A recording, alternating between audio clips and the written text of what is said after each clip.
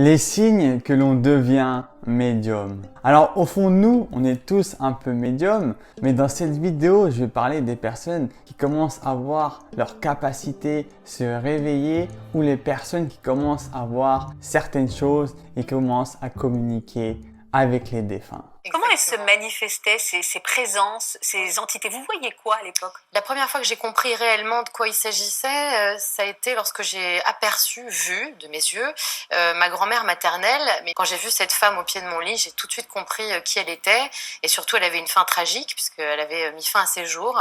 Et elle venait chaque soir sangloter au pied de mon lit. Certaines personnes vont parler de dons, mais les médiums ont cette grande capacité spirituelle à pouvoir communiquer avec l'au-delà. Le don de médium peut vraiment se réveiller à tout moment. Certaines personnes, cette capacité va se réveiller très tôt, alors que pour certaines personnes, ils vont s'en apercevoir un peu plus tard, même s'ils ont eu des signes tout au long de leur vie. Mais c'est comme si qu'ils devaient vivre certaines choses avant de découvrir qu'ils sont médiums. Pour savoir si vous êtes médium, je vais vous donner des signes et je vais vous apporter des témoignages qui vont prouver que vous êtes un médium. Abonne-toi à ma chaîne YouTube si tu aimes la spiritualité. Je vais parler de vous tout de suite parce qu'il y a une femme qui est là depuis tout à l'heure qui vient vous parler. Vous avez perdu une de vos grand-mères. En fait, il y a une femme qui est très proche de vous et qui est liée aussi au sud ou à un endroit où il y a beaucoup de soleil.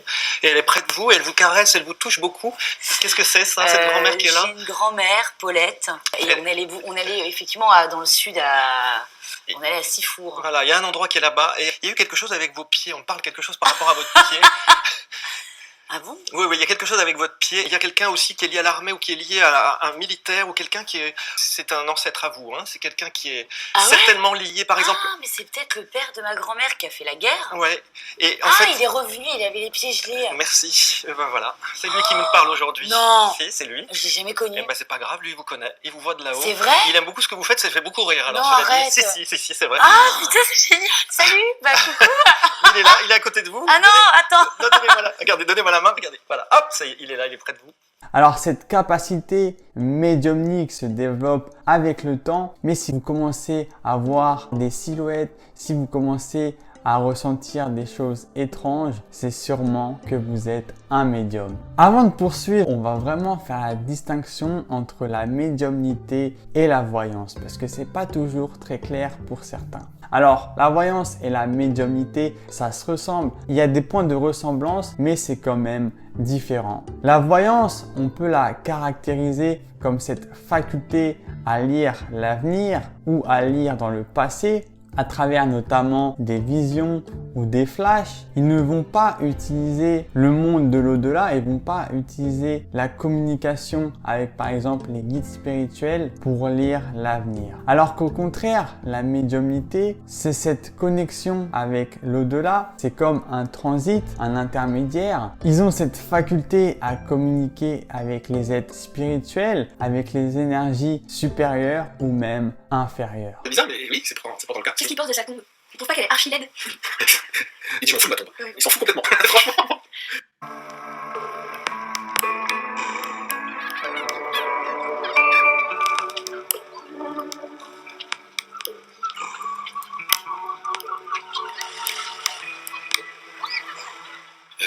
Je suis médium depuis très longtemps parce que je suis né avec ces facultés, comme tout le monde. Seulement moi je les ai gardées, on va dire, je les ai développées par la suite. Alors il y a Pierre, j'arrive pas à voir le prénom de votre papa. Quel est son prénom? Dominique. Dominique. C'est parti tôt, il était assez jeune. Oui. J'ai l'impression que c'est complètement imprévu. C'est quelque chose qui est arrivé comme ça, quoi. C'est très très rapide, quoi. C'est très vite, c'est comme si ça me fait penser à un accident, mais quelque chose de très frappant, quoi. Mais quelque chose dont il n'était pas. Alors, ce qu'on me dit, c'est qu'il n'était pas responsable. C'est ça qui est bizarre. C'est quelque chose qui s'est passé, mais c'est pas de sa faute. Un jour, c'est pas de sa faute. Non, donc il n'a pas pu gérer la chose, en fait. Hein. C'était complètement incompris, imprévu. Si vous commencez à voir des lumières blanches, si vous commencez à entendre certaines choses, à voir des choses assez étranges, ou à voir des silhouettes, ou à voir même des défunts ou certaines personnes, c'est que vos capacités sont en train de se réveiller. Alors, chaque médium a sa façon à lui de communiquer avec les défunts, avec les esprits. Ça peut être avec son intuition, ça peut être entendre, ça peut être voir, ça peut être des pensées qui lui sont soufflées avec ses guides spirituels, ça peut être faire des rêves lucides. Quand nos capacités ou quand on commence à découvrir que l'on est médium, ça peut nous faire peur, cette sensation, ça peut nous faire peur de voir toutes ces choses. Et vous allez justement apprendre à devoir gérer ces facultés que vous êtes en train de développer. Vous allez devoir apprendre à gérer cet équilibre intérieur et à gérer votre outil principal qui est votre esprit. J'avais mis fin à ses jours et elle venait chaque soir sangloter au pied de mon lit. Allez vous endormir après ça. Bien sûr.